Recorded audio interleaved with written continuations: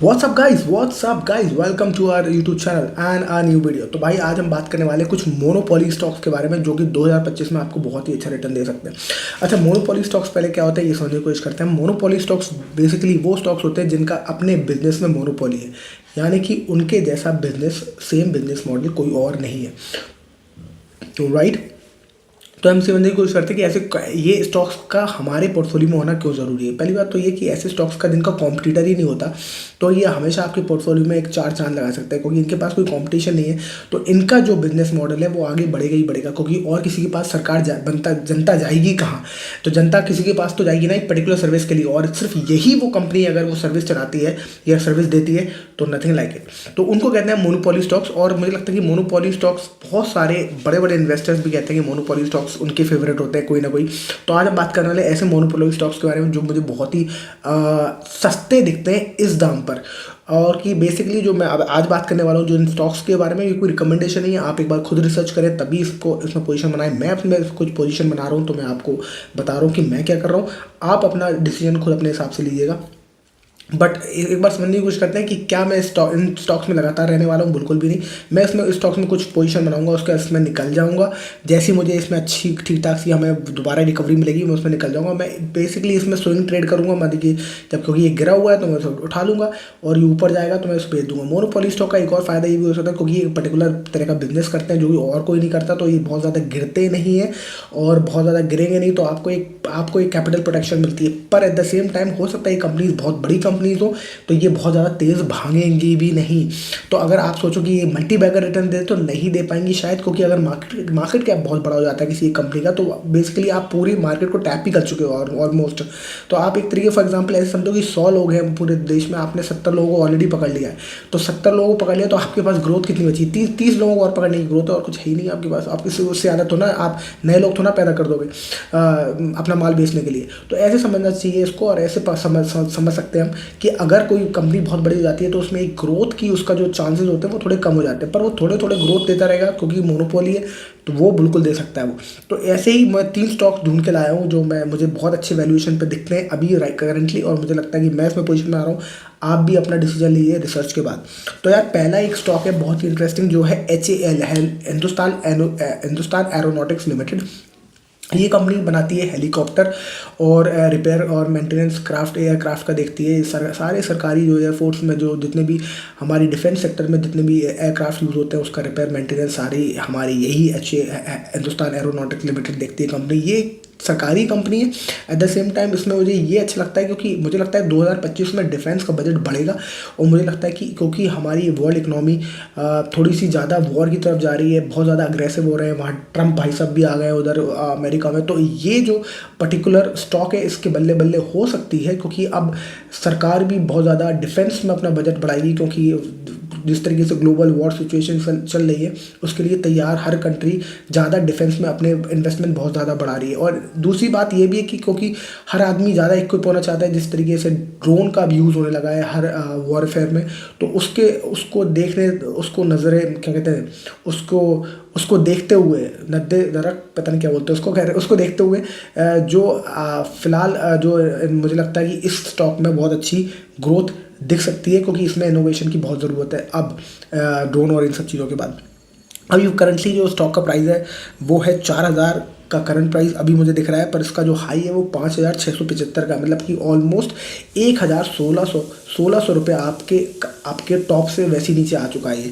तो अच्छा खासा इसका क्या कहते हैं गिरावट इसमें आ चुकी है। अच्छा खासा इसका पी एडजस्ट हो गया, पी इसका हो गया 31.6, 31.6 थोड़ा सा हाई दिख सकता है आपको, पर मेरे हिसाब से जब कंपनी का लार्ज कैप हो जाती है, जब कंपनी लार्ज कैप तो नहीं पर जब कंपनी बहुत बड़ी हो जाती है तो उसका जो मतलब स्मॉल कैप नहीं रहती है जब कंपनी, तो उसके बाद से उसका जो पी रेशियो है वो बहुत ज़्यादा नीचे आना मुश्किल हो जाता है, क्योंकि कंपनी की या तो बहुत ज़्यादा पिटाई चाहिए, बहुत बड़ा बेयर मार्केट चाहिए जिसमें वो धीरे धीरे करेक्ट होता हुआ जाए।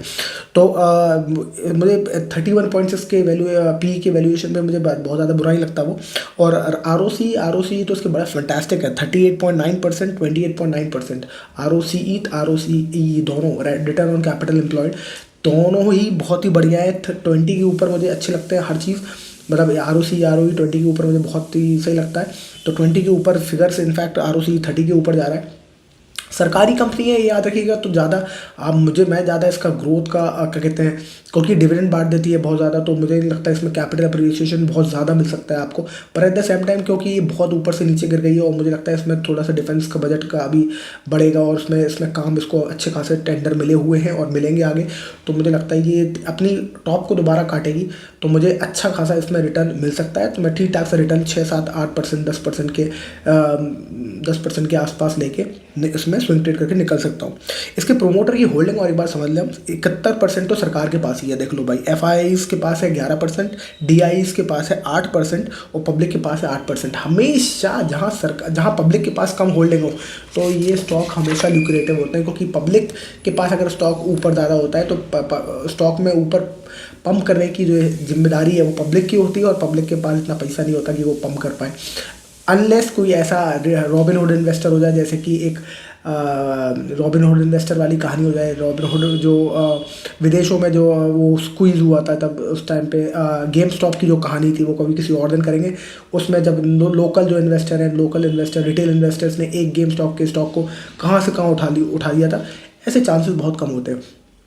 अब हम समझते हैं दूसरा स्टॉक है आईआरसीटीसी। इनका भी एक अपना खुद का मोनोपोली है, कोई और कंपनी है नहीं जो ट्रेन्स को संभाल रही है, तो ये आईआरसीटीसी है। और पी इसका है 51.8%, 51.8% कह रहा हूँ मैं, पर 50.8, मतलब कि पी थोड़ा सा हाइयर साइड पे, पर मोनोपोली स्टॉक है तो इसका इतना मेरे हिसाब से पी चलता है 40 के आसपास, और ल्यूक्रेटिव लगता है। पर अगर आप देखो तो इसका हाई है 1148 से 779 पे आ गया करंट प्राइस, यानी कि 300-400 रुपये ऑलरेडी डाउन है अपने टॉप से।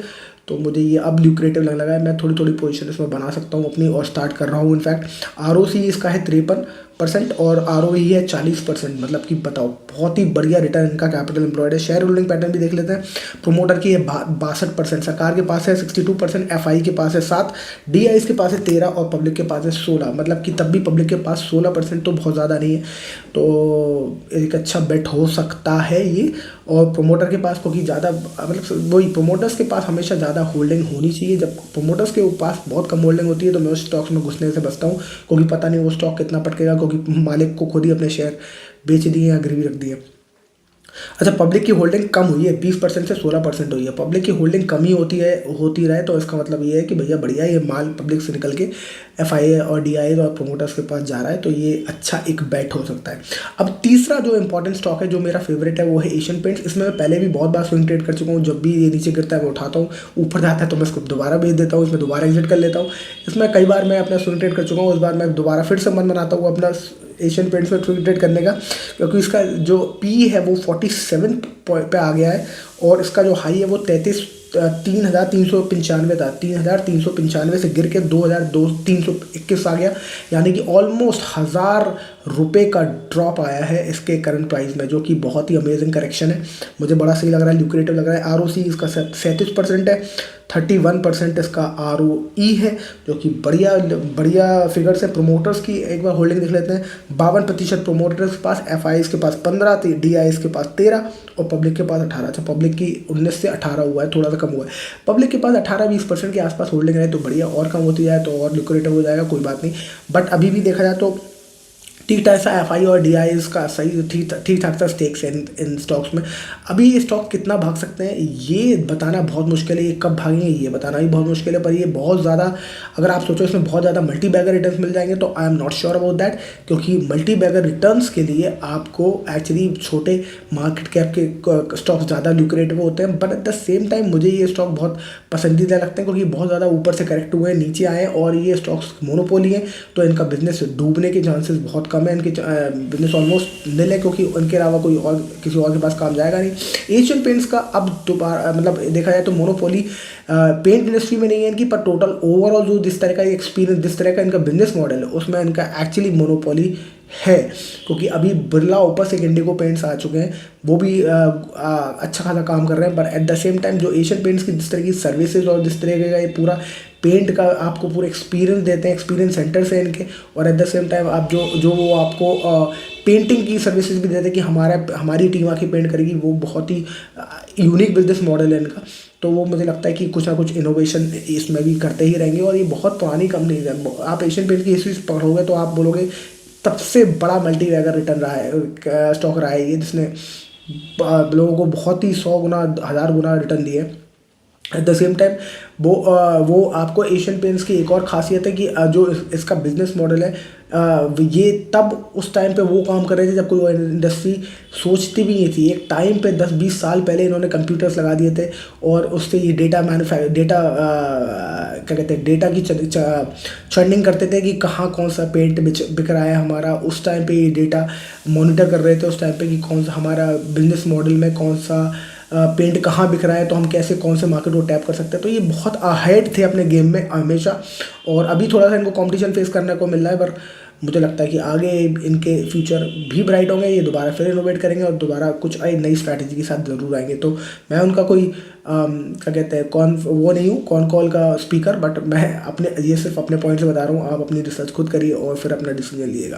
That's it for this video. I hope you enjoyed this video. I hope you like what my perspective is about all the 3 stocks. अगर आपको ऐसी वीडियो और चाहिए तो ज़रूर कमेंट सेक्शन में बताएं, और I will see you in the next video. Thank you so much for watching. Bye bye.